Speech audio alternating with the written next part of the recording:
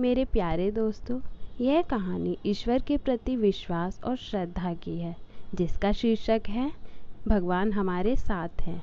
और मुझे विश्वास है ये कहानी आप लोगों को बहुत पसंद आएगी। एक छोटे से गांव में एक रिक्शा वाला रहता था। उसका नाम सुनील और उसकी पत्नी का नाम अनीता था। सुनील बहुत ही दयालु और मन का सच्चा इंसान था। उसकी भगवान में श्रद्धा भी अटूट थी। कैसे भी हो, उसका भगवान पर से भरोसा नहीं डगमगाता। वह रोज ऑटो रिक्शा चलाकर लोगों को उनके घर लेकर जाता था। छोटे बच्चों से लेकर बड़ों तक सभी से उसका बर्ताव अच्छा था। अच्छे स्वभाव की वजह से सैकड़ों लोग उसे पहचानने लगे थे।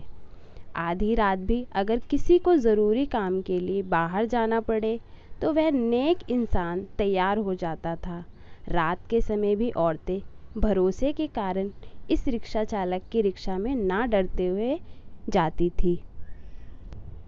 वह एक दयालु मन का इंसान था। सभी गांव वाले उसे बहुत प्यार करते थे।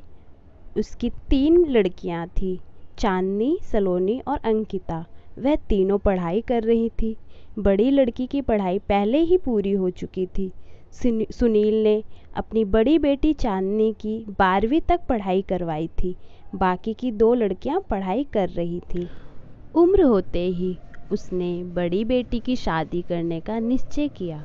भगवान का दिया हुआ उसके पास जो भी था वो उसके लिए काफ़ी था। रिक्शा चालक ने अपनी बड़ी बेटी की शादी एक अच्छी जॉइंट फैमिली में तय की। रिक्शा चालक ने अपनी बेटी की शादी के लिए पैसे जमा करने के लिए दिन रात मेहनत की थी। उसने अपनी बेटी के गहने, कपड़े और शादी का सब सामान खरीदा। वह अपनी बेटी की शादी का दिन देखने के लिए इंतज़ार करने लगा था। एक दिन वह भगवान के मंदिर में पूजा करने गया। मंदिर में पूजा करते हुए वह बोलने लगा, हे भगवान, मेरी बेटी की शादी जल्द होने वाली है। मेरी बेटी की शादी का सामान खरीदी करते समय मुझे कभी भी कोई कमी नहीं हुई। आपकी दया से सब ठीक चल रहा है। सब सामान भी आ गया है, खाद्य पदार्थ भी पहुंच गए हैं। उसने इन सभी के लिए भगवान का उपकार माना और उन्हें धन्यवाद किया।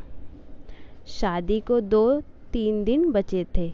वह अपनी बेटी के पास गया और बोला, मेरे पास तुम्हें देने के लिए कुछ ज़्यादा नहीं है, पर मैंने तुम्हारे लिए कुछ गहने लिए हैं।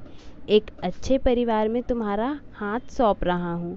लड़का अच्छा काम करता है, वहाँ तुम्हें किसी भी चीज़ की कमी नहीं होगी। बेटियाँ दूसरों की संपत्ति होती हैं, उन्हें एक ना एक दिन ससुराल जाना ही पड़ता है। कभी निराश मत होना बेटा। आज मैं तुम्हें ये पाठ सिखा रहा हूँ। बड़े लोगों की आज्ञा का पालन करना, अपने सास ससुर को अपने माता पिता समान समझना। मैंने तुम्हें 12वीं तक पढ़ाया है और सिलाई भी सिखाई है। ससुराल वालों ने तुम्हें कोई भी काम करने को कहा तो वह काम तुम ज़रूर करना। हमारी प्रतिष्ठा का ध्यान रखना। लड़की उसके अच्छे गुणों से ससुराल वालों को अपना बनाती है। तुम्हारे सास ससुर तुम्हें ताना मार रहे होंगे तो समझ लेना कि तुम्हारे खुद के माता पिता तुम्हें बोल रहे हैं। यह सब बातें वह रिक्शा चालक अपनी बेटी को समझा रहा था। समझाते वक्त उसकी आंखों में आंसू आ गए थे। घर में शादी का माहौल था। घर में रिश्तेदारों की धूम थी। शादी को 3 दिन बाकी थे। रात में अचानक रिक्शा चालक के घर भीषण आग लग गई। रात को उसका पूरा घर आग के लपेटे में आ गया। उसके घर में उसकी छोटी बेटी अंकिता पानी पीने के लिए उठी। उसने देखा कि आजू बाजू में सिर्फ धुआं ही धुआं है और उसने अपने माता पिता को जगाया।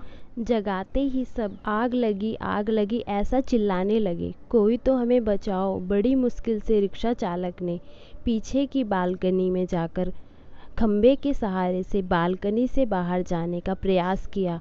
घर के सभी सदस्य को जैसे तैसे उसने बचा लिया, लेकिन आग में घर का सब सामान जलकर खाक हो गया। आग में शादी का भी सब सामान जलकर राख हो गया था। जहाँ थोड़ी देर पहले खुशियाँ थी, वहाँ का दृश्य अभी देखा नहीं जा रहा था। जिसने देखा उसकी आंखों से आंसू आने लगे। सब सोचने लगे बेचारा अब क्या करेगा। चांदनी उसके पिता की तरफ दौड़ते हुए गई और बोली, पापा निराश मत हो। पापा थोड़ी भी चिंता मत करो, यह सब मेरे नसीब में लिखा। बुरे वक्त में हम हार नहीं मानेंगे। मैं आपका लड़का नहीं हूँ तो क्या हुआ, आपने हमें लड़कों के जैसे पालन पोषण करने में कोई कसर नहीं छोड़ी। सलोनी और अंकिता यह दोनों भी उठ गई थी। वह दोनों भी अपने पिता के पास जाकर खड़ी हो गई। पापा हम सब आपकी शक्ति हैं, हम तीनों ही आपकी बेटियां नहीं बेटे हैं। आज से हम भी आपके साथ काम करेंगे। चांदनी बोली, अगर वो लड़का मुझसे सच्चा प्यार करता होगा तो यह सब देखकर भी वह शादी के लिए तैयार होगा। जो भी उनका फैसला होगा मैं स्वीकार कर लूँगी, चिंता मत कीजिए। तीनों बेटियों ने मिलकर अपने पापा को समझाया। आजू बाजू के सब लोग इकट्ठा हुए, साथ में बोल रहे थे कि ससुराल वालों को क्या जवाब दोगे। जो वहाँ आया वो शोक व्यक्त करके चला जाता था। सुनील के घर के पास लोगों की भीड़ जमा हुई थी। सभी बोलने लगे कि आपने अच्छे काम करके पैसे कमाए थे। सुनील बोला, शायद भगवान की यही इच्छा होगी। तभी उसकी पत्नी अनीता आई और बोली कि आप बस भगवान का नाम जपते रहो, आपके भगवान ने आपको बदले में यह सब दिया है। अब इस घर में कभी भी भगवान का नाम नहीं लेना। तभी सुनील उससे बोला, तुम नसीब वाली हो जो इतनी बड़ी आग में से भी तुम जिंदा वापस बाहर आई। यह नियति का खेल है, भगवान को क्या दोष दे रही हो। किसी आदमी ने प्रेस में ये खबर दे दी। दूसरे दिन अखबार में खबर आई कि ऑटो रिक्शा चालक सुनील के घर में जलकर सब खाक हो गया। उसकी बेटी की शादी को कुछ ही दिन बचे थे। गरीब आदमी अपनी बेटी की शादी कैसे करेगा। जिसने भी यह खबर सुनी उसने मदद की। उसे भले रिक्शा चालक को पहचानने वाले सब आए और पता नहीं अपने साथ क्या लाए।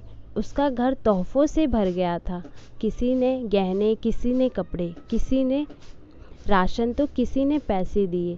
सब सुनने के बाद सभी रिश्तेदारों ने मदद की। शाम तक उसके घर में कितने रुपए जमा हुए थे पता नहीं। तीनों लड़कियों ने सारे पैसे पापा को दे दिए। तब सभी को अपनी आंखों पर विश्वास नहीं हो रहा था कि जहाँ सब ध्वस्त हो गया था वहाँ उसने तीनों लड़कियों के साथ बैठे बैठे इतने पैसे जमा कर लिए कि आसानी से शादी हो सकती थी। भगवान देता है तो छप्पर फाड़ कर देता है। उसने अपनी बेटी की शादी मंदिर में बड़े धूम धड़ाके के साथ की। लोग आपस में बोल रहे थे कि सच्चे मन के इंसान को भगवान मदद क्यों नहीं करता। आज भगवान के इस चमत्कार पर सभी की श्रद्धा थी। भगवान जो भी करते हैं वह अच्छा ही करते हैं। रिक्शा चालक की पत्नी बोली, मुझे माफ़ कर दो, गुस्से में भगवान को क्या कुछ नहीं बोल दिया।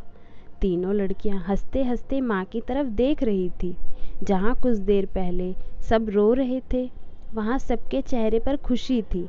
भगवान सच्चे मनुष्य की सबसे कठिन परीक्षा लेने में कोई भी कसर नहीं छोड़ते। सुनील और उसकी बेटियों ने संकट के समय एक दूसरे का साथ दिया और अपना विश्वास डगमगाने नहीं दिया। सच्चाई और भगवान में विश्वास के साथ अपना कर्म करते रहिए। फल की इच्छा करो या ना करो, सही समय पर सही फल ज़रूर मिलता है। और जब भगवान हमारी मदद करना चाहते हैं तो ऐसे करते हैं जहाँ तक हमारी बुद्धि सोच भी नहीं सकती। धन्यवाद मेरे प्यारे दोस्तों। कहानी आपको कैसी लगी प्लीज़ कमेंट करके ज़रूर बताना।